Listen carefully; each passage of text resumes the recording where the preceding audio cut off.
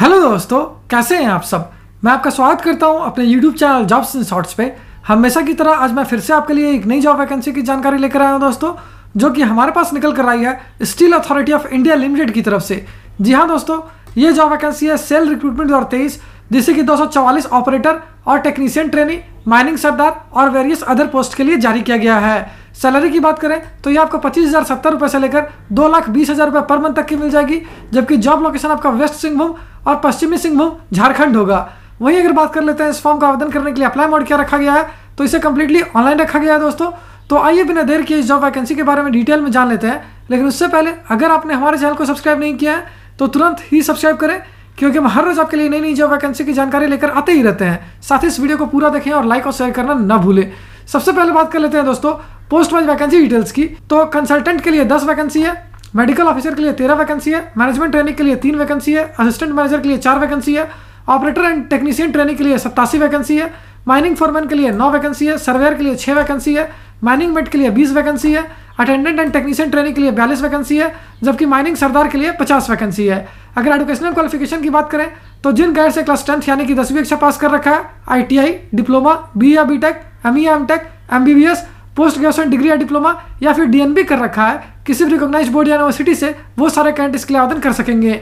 अगर post wise educational qualification की बात करें तो कंसल्टेंट पोस्ट के लिए आपका पोस्ट ग्रेजुएशन डिग्री या DNB किया होना आवश्यक है, मेडिकल ऑफिसर पोस्ट के लिए आपका MBBS किया होना जरूरी है, मैनेजमेंट ट्रेनिंग के लिए आपका BE या BTech या ME या MTech किया होना जरूरी है, असिस्टेंट मैनेजर के लिए आपका BE या BTech या पोस्ट ग्रेजुएशन डिग्री या डिप्लोमा किया होना आवश्यक है। वहीं operator and technician training, mining foreman और सर्वेयर पोस्ट के लिए आपका क्लास 10th पास किया होना जरूरी है, साथ ही डिप्लोमा किया होना भी आवश्यक है। अगर माइनिंग मेट की बात करें तो इसके लिए जिन कैडेट से क्लास 10th पास कर रखा है वो इसके लिए आवेदन कर पाएंगे। वहीं attendant and technician training post के लिए आपका 10th के साथ साथ ITI किया होना जरूरी है, जबकि माइनिंग सरदार पोस्ट के लिए आपका क्लास 10th यानी कि 10वीं कक्षा पास किया होना जरूरी है। अगर वही बात कर लेते हैं पोस्ट वाइज सैलरी डिटेल्स की, तो कंसल्टेंट पोस्ट के लिए आपको मिल जाएगी 80,000 रुपये से लेकर 2,20,000 रुपये पर मंथ तक की सैलरी।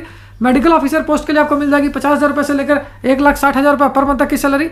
मैनेजमेंट ट्रेनी और असिस्टेंट मैनेजर के लिए आपको मिल जाएगी 60,000 रुपये से लेकर 1,80,000 रुपये पर मंथ तक की सैलरी। वहीं operator and technician trainee, mining foreman और सर्वेयर पोस्ट के लिए आपको मिल जाएगी 26,600 रुपये से लेकर 38,920 रुपये पर मंथ तक की सैलरी। अगर बात कर लेते हैं mining met, attendant and technician trainee और माइनिंग सरदार पोस्ट की, तो इसके लिए आपको मिल जाएगी 25,070 रुपये से लेकर 35,070 रुपये पर मंथ तक की सैलरी।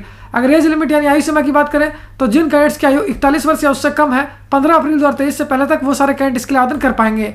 पोस्ट वाइज आयु सीमा की बात की जाए तो कंसल्टेंट पोस्ट के लिए आपकी आयु 41 वर्ष या उससे कम होनी चाहिए, मेडिकल ऑफिसर पोस्ट के लिए आपकी आयु 34 वर्ष या उससे कम होनी चाहिए, मैनेजमेंट ट्रेनिंग पोस्ट के लिए आपकी आयु 28 वर्ष या उससे कम होनी चाहिए, वहीं असिस्टेंट मैनेजर पोस्ट के लिए आपकी आयु 30 वर्ष या उससे कम होनी चाहिए। अगर बात कर लेते हैं बाकी अदर पोस्ट की, तो इसके लिए आपकी आयु 28 वर्ष या उससे कम होनी चाहिए। एप्लीकेशन फी की बात करें तो E3 और E1 पोस्ट के लिए जनरल, EWS और OBC कैडेट्स को देने होंगे 700 रुपये, वहीं SC ST, PWD, डिपार्टमेंटल और ESM कैडेट्स को देने होंगे 200 रुपये। मोड ऑफ पेमेंट ऑनलाइन होगा।